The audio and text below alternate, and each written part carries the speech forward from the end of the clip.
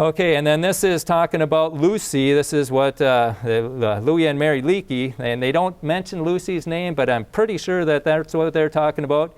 But it says it's an almost complete skeleton. This textbook from Cold Spring says this is referring to Lucy, a remarkably complete skeleton. And this is our St. Cloud State textbook, which says nearly complete. Okay, so just imagine an almost complete, remarkably complete, nearly complete. You know, we got 200 some bones in our body. I would say, you know, nearly complete might be like 180. What do they got? Maybe 40? That's not nearly complete. That's not remarkably complete. That's not even almost complete. That's mostly missing, okay? And so this statement here that it's almost complete is false statement number 6. And then you look at Lucy's hip.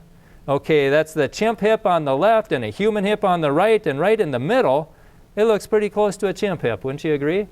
Okay, and I was at a kiosk at St. Cloud State, and at the anthropology department was next to me, and they said, and I said, they cut Lucy's hip. It was a chimp hip, and they cut it and twisted it to make it a human hip.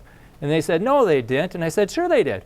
I got it right on my computer. Do you want to see it? And they said, no, I don't want to see it.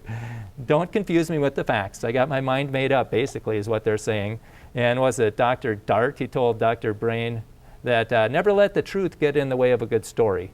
And so what's the story here is Lucy was an ape man. So what did they do to Lucy's hip?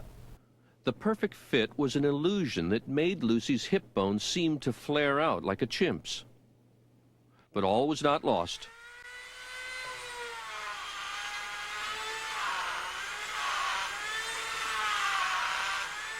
Lovejoy decided he could restore the pelvis to its natural shape. He didn't want to tamper with the original, so he made a copy in plaster. He cut the damaged pieces out and put them back together the way they were before Lucy died.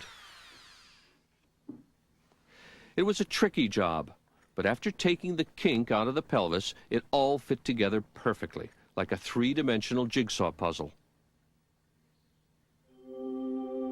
As a result, the angle of the hip looks nothing like a chimp's, but a lot like ours.